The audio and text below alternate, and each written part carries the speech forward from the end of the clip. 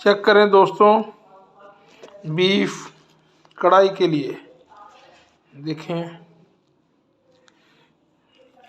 ये मैंने अभी धोया है इसको, इसकी बनेगी कढ़ाई।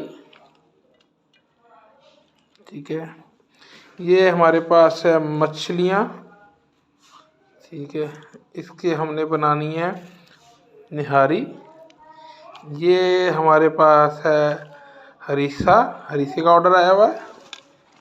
ठीक है, ये हमारे पास मछली, इसके भी निहारी बनेगी दोस्तों। ठीक है, ये हड्डियाँ से यखनी निकालेंगे हम। मछलियाँ सारी। ठीक है, ये हम लोगों ने इसका बनाना है निहारी। ठीक है, ये गोश्त आया हुआ है। ये हमारे पास चने आए हैं। ठीक है, ये